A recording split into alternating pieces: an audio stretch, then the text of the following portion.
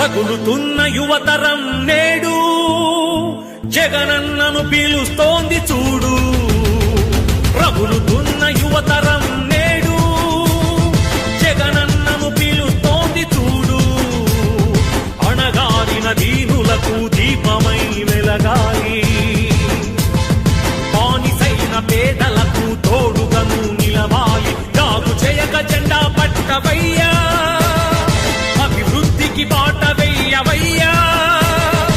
ఎందుకయ్య మౌనం మరెందుకయ్య ఆలస్యం, ఎందుకయ్య మౌనం మరెందుకయ్య ఆలస్యం. కదలిరా కదలిరా జగనన్న మా జగనన్న.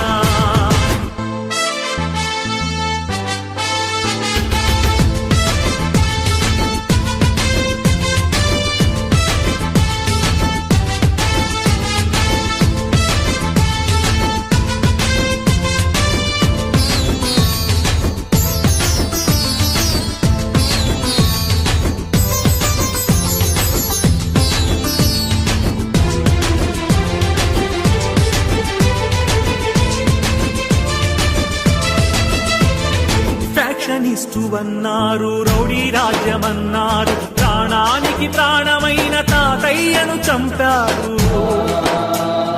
ఫ్యాక్షనిస్టు అన్నారు, రౌడీ రాజ్యమన్నారు, ప్రాణానికి ప్రాణమైన తాతయ్యను చంపారు.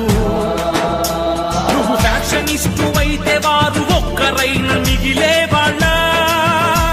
ఇది రౌడీ రాజ్యమైతే వాళ్ళు బతికి బట్ట కట్టే వాళ్ళ. అడుగన్నా వాళ్ళనడుగన్నా, అడుగన్నా వాళ్ళనడుగన్నా. ఎందుకయ్య మౌనం మరెందుకయ్య ఆలస్యం, ఎందుకయ్య మౌనం మరెందుకయ్య ఆలస్యం. కదలిరా కదలిరా జగనన్న మా జగనన్న. రగులుతున్న యువతరం నేడు జగనన్నను పీలుస్తోంది చూడు.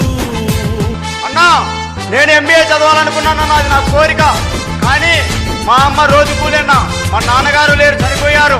మా అమ్మ రోజు కూలి 200 మాత్రమే కేవలం. అన్నా, ఇప్పుడు ఉన్నటువంటి ఎంబీఏ కాలేజీ వెళ్ళి ఫీజు అడుగుతుంటే 60,000 70,000 చెప్తున్నారన్నా. ఎక్కడ తెచ్చి కట్టాలన్నా, ఏమి అమ్మి కట్టాలన్నా?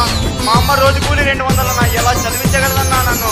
అన్నా, మహానేత మా అనుభావుడు వైఎస్ రాజశేఖర రెడ్డి గారు అధికారంలో ఉన్నప్పుడు పూర్తిగా ఫీజు రిమెంబర్మెంట్ అయ్యేదన్నా.